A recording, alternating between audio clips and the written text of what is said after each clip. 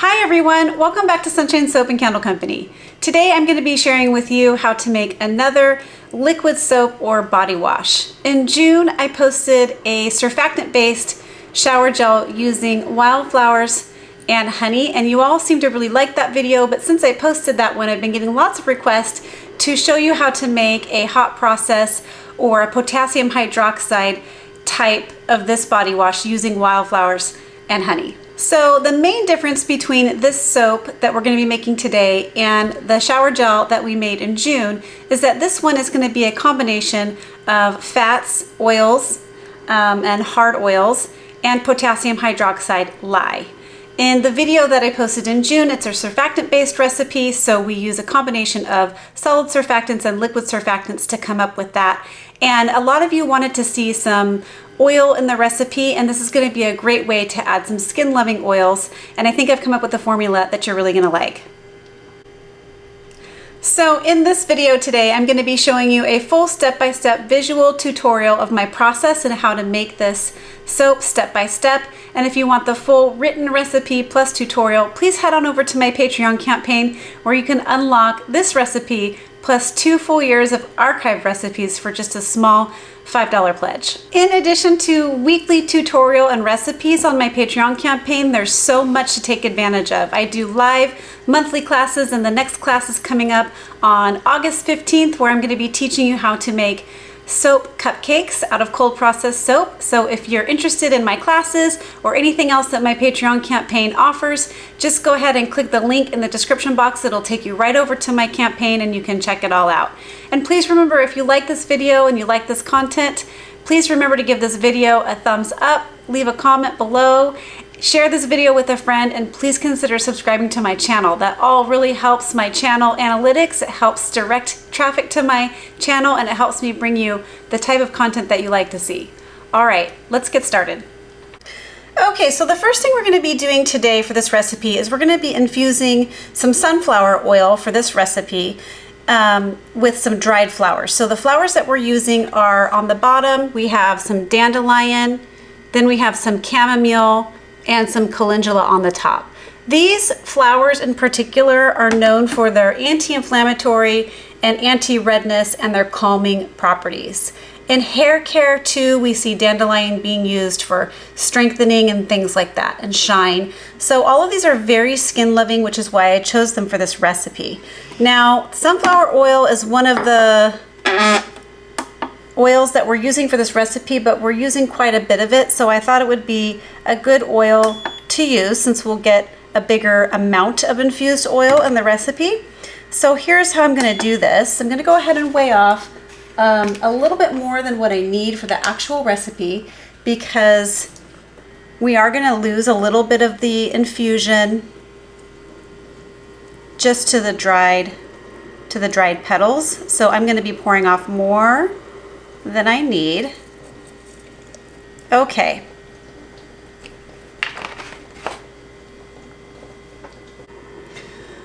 Okay, so the next thing I'm going to do is go ahead and take this oil and I'm going to place it into a crock pot. Now I have a little bit of water down at the bottom of the crock pot, and I'm just going to place a lid, not sealing it, but just place it on like that, just to prevent anything from falling into it.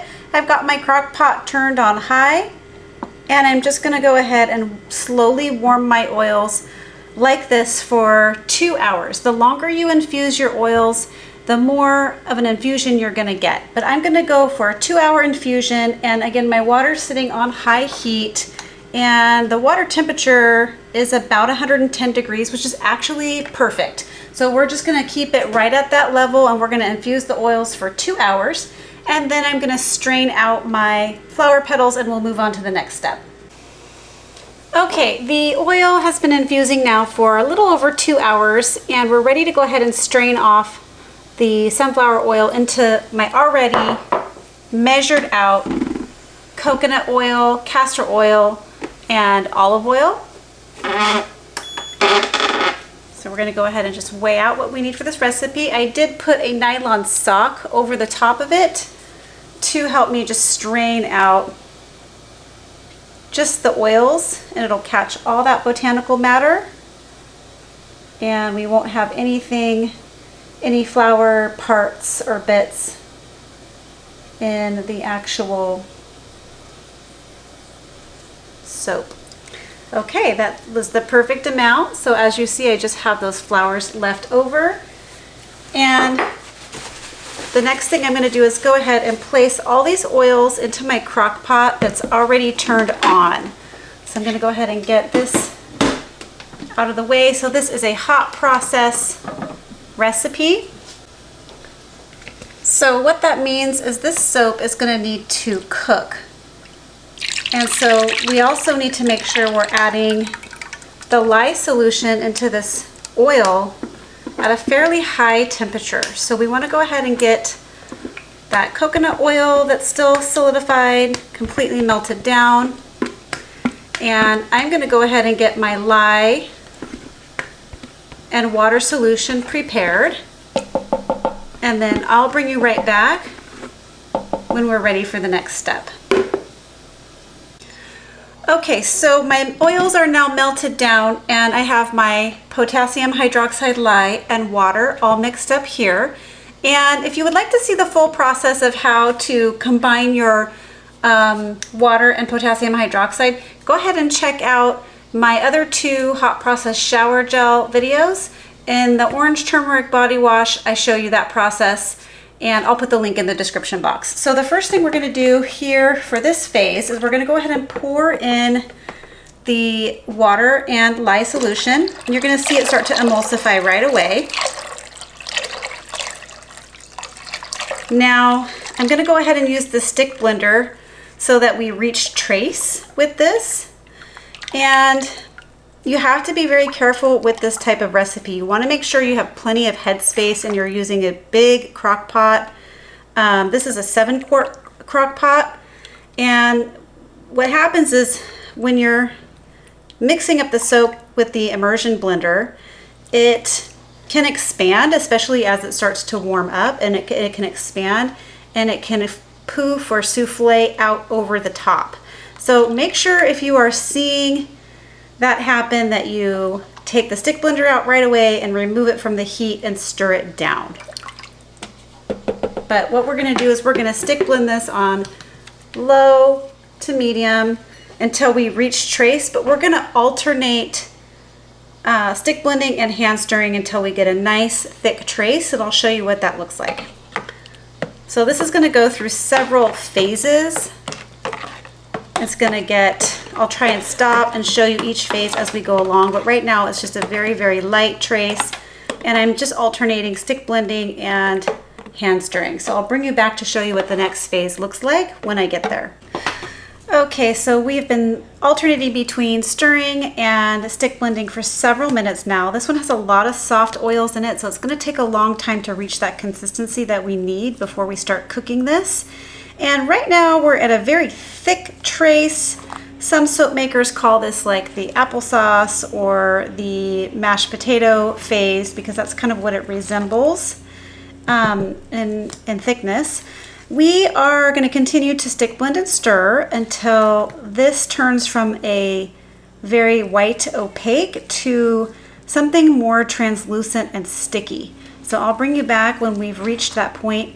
My temperatures are relatively low right now. I didn't heat my oils up before I stuck them in the crock pot, but if you wait until your oils are around the 160 range before you start blending, this process takes a little less time. So I'll bring you back when I want to show you what it looks like before we cook it.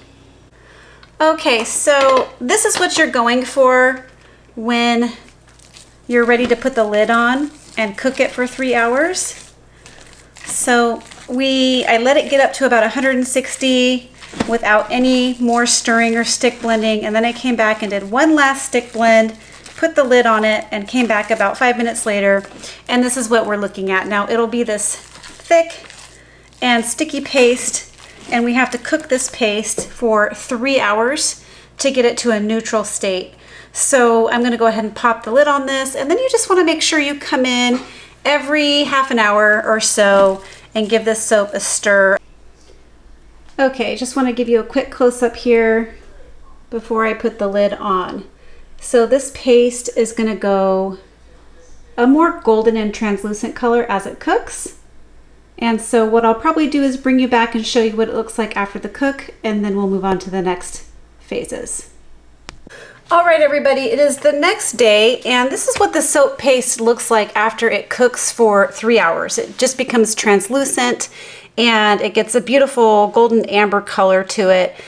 All I've done is transferred it into this big food prep container with a lid. And you're not going to use all this paste at once. I guess you could, but we're going to be making a smaller batch today. So all I've done is scooped out about a pound of soap paste, and I transferred it back into the crock pot. And then the rest of this paste, if you don't want to use all of it up in one day, can go in an airtight container and then be stored in your refrigerator until you want to use it. And then this is all I've done. I've put the 1 pound of soap paste back into the crock pot, and I'm going to go ahead and turn my crock pot on high. And then what we need to do is dilute this soap paste down, and that will create our liquid soap stock, or our base. Then we're going to be putting in some additives like fragrance and other things. So we're going to go ahead and dilute this down with some distilled water, but we are going to be infusing the water with some calendula petals, and that will give the water a nice infusion of calendula, and it'll also help to naturally color the soap. This should be a pale yellow color when it's done infusing and diluting down.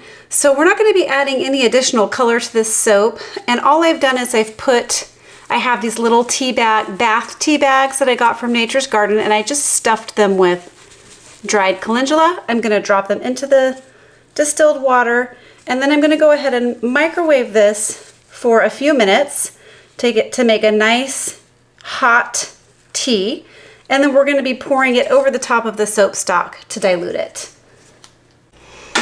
Okay, so here we have now this hot tea that we've made out using the calendula petals and the distilled water. So now we're just going to pour this over our soap paste. I did steep this to boiling, so it's very hot, and that will help break down the soap paste a little quicker. So we're just going to go ahead and pour this hot water, this hot tea, over the top of the soap paste.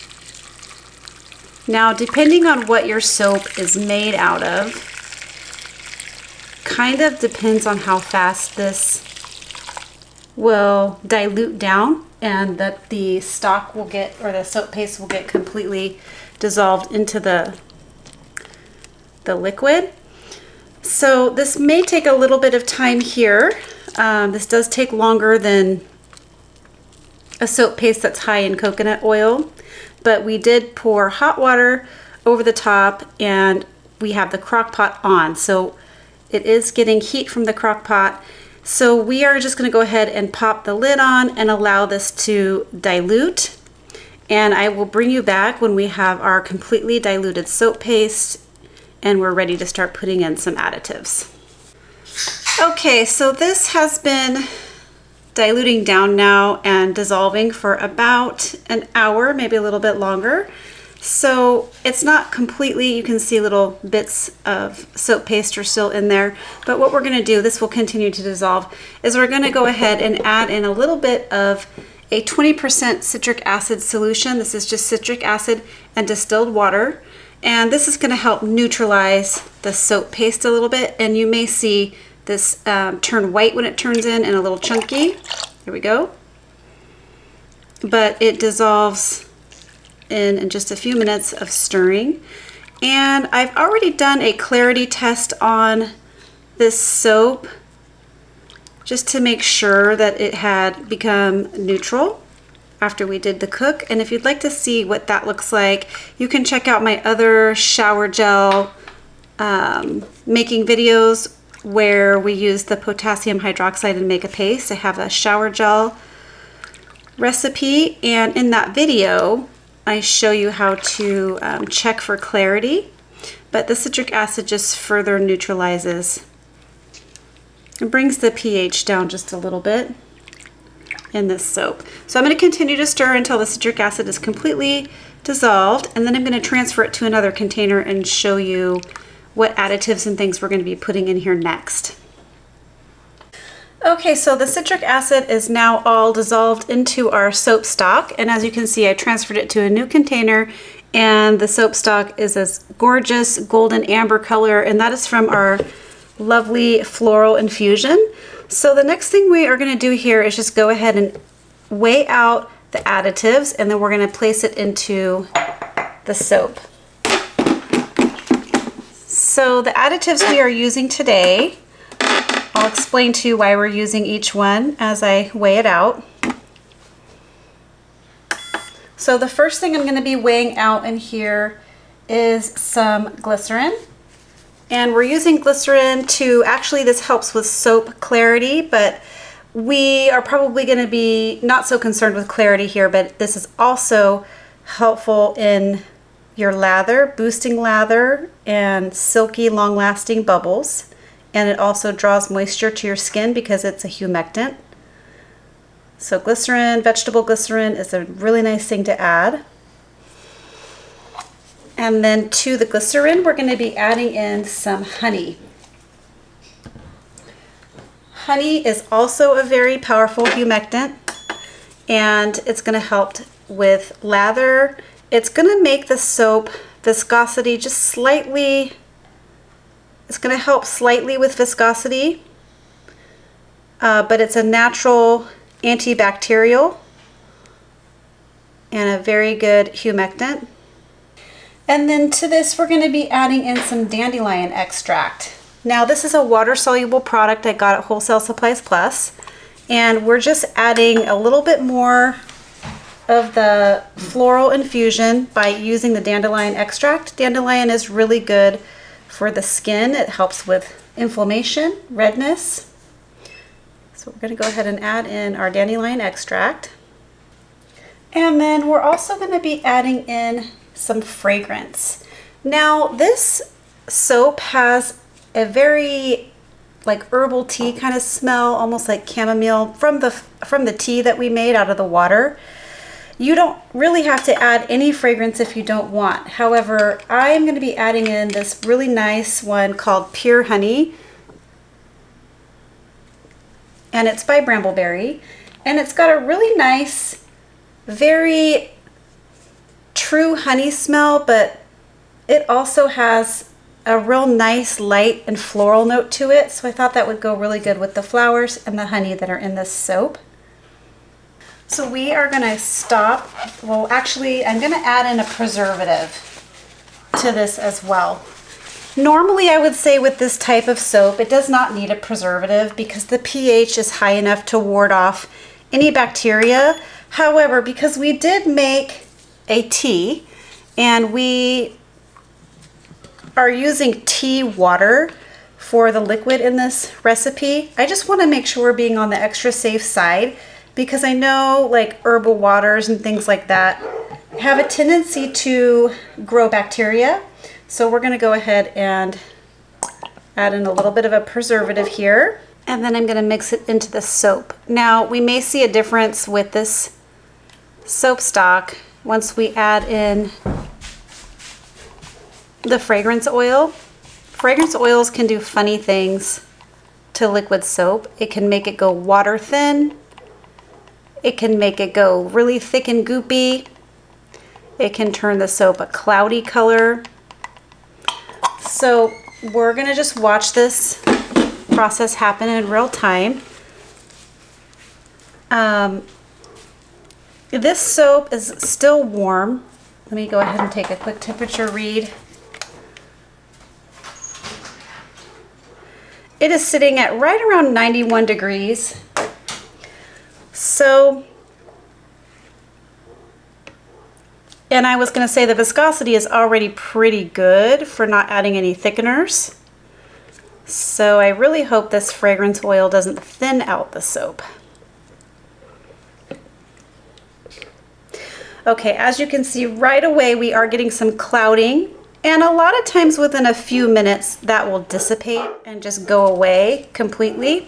it just takes a minute for the fragrance oil to get combined and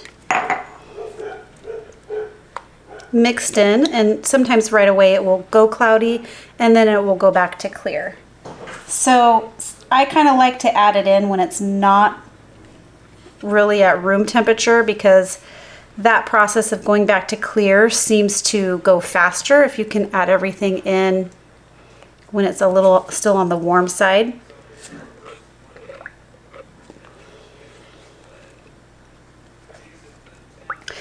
But like I mentioned before, I'm not overly concerned about the clarity of this soap, because I wanted to use something called Bubble Wash Pearlizer in this soap. Let me just go ahead and make sure I get everything all mixed in. And as you can see, I don't think we're going to have any issues with clarity. It seems to be going right back to its original state. And this fragrance oil hasn't done anything at all to thicken the soap or thin it out. So I was going to be on the safe side and just use the Golden Milk and Honey from Nature's Garden, that fragrance oil like I used in the other surfactant based shower gel that you saw me make, but because I know that that one works, but I really wanted to use the wildflowers and honey, and I'm glad I did, because there you go. Although I could have tested it on a smaller scale, I guess, not on this batch right here, but okay. So there's that. And so what I'm going to do now is add this Bubble Wash Pearlizer, and this is something you can add in cold process. It doesn't have to be warm to add this in. You can just add in as much as you like.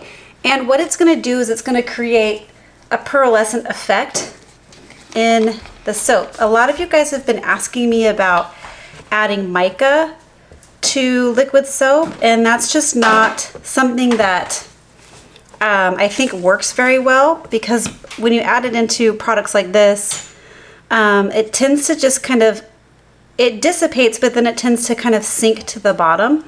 It's just not a very consistent way, I don't think, to color liquid soap. So this Pearlizer, I'm just going to add a little bit and see how we like it. And this may also change the viscosity a little bit, so I wanted to add this in before we added in any thickeners, just to kind of see what it does with the thickness. But it's self-suspending, and it's going to add kind of a sheen and a pearlescent effect to the soap that you might get initially with mica before it sinks to the bottom. Okay, so I'm definitely going to want to add a little more than that, but I can already see kind of a little pearlescent sheen starting to form. Okay, that's got an interesting viscosity to it, and it is water soluble.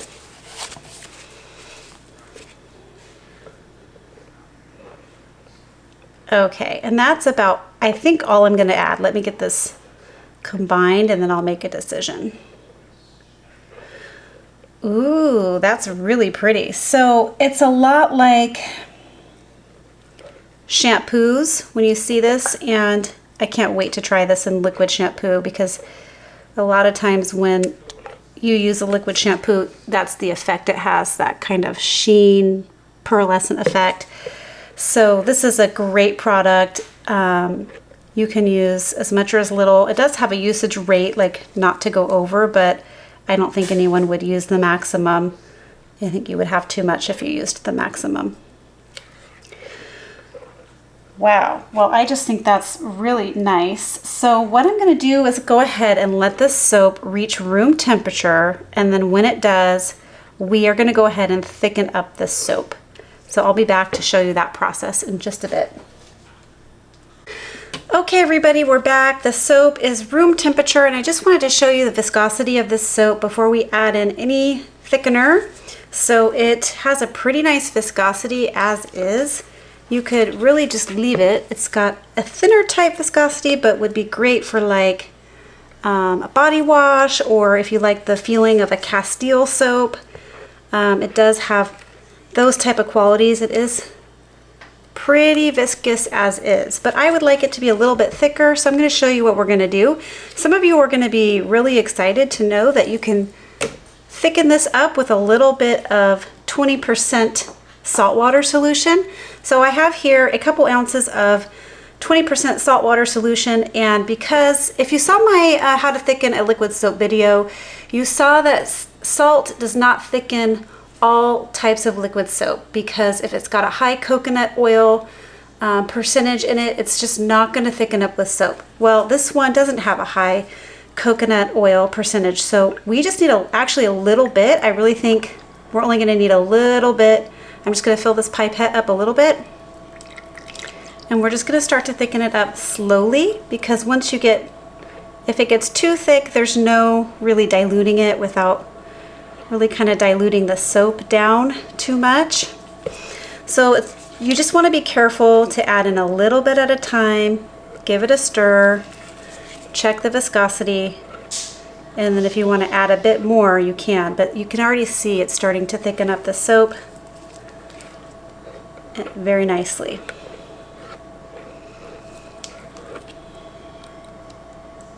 So I'm going to add a little bit more.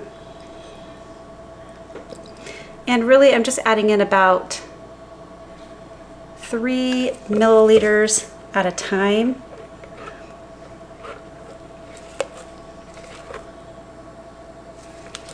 Okay, that's all the salt solution that I'm going to be adding to this formula. So let me show you the viscosity now. And this was just with a 20% salt water solution. You can get a really nice, this is almost just like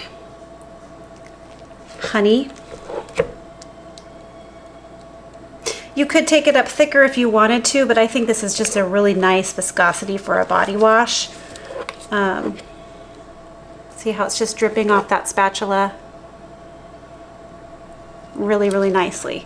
Okay, the last thing we're going to do is go ahead and bottle this up, and then I'll give you a little bit of a use demo so you can see what the lather looks like.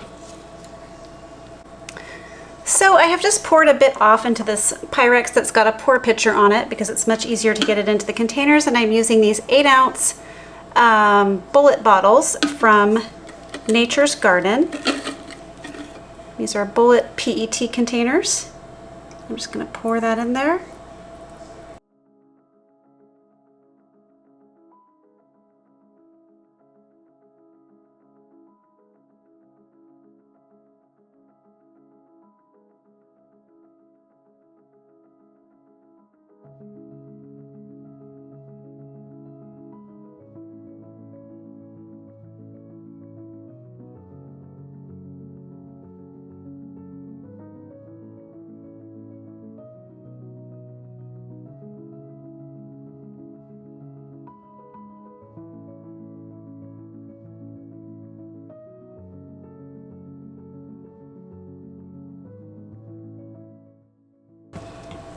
And there they are, all bottled up, and that's how the viscosity looks in the bottle. Just a really gorgeous consistency and a really, really nice color. So I'm going to go ahead and do a use demo for you. Okay, so I'm going to go ahead and demo this using a loofah, because I would use this in the shower as an all-over body wash, but I will also demo it just in my hands so you can see what it looks like either way.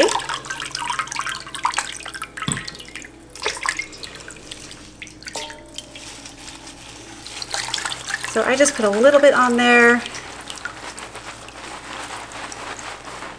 and it's giving some really nice silky,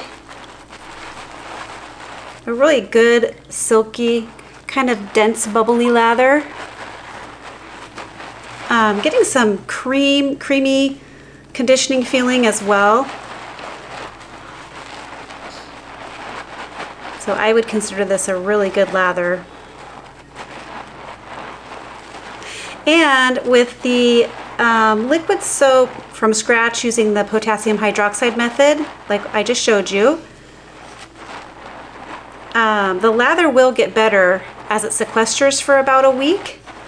So this will continue to get better, but I think this is a really good lather that we have going as is. So I'm going to go ahead and show you what it looks like without the loofah.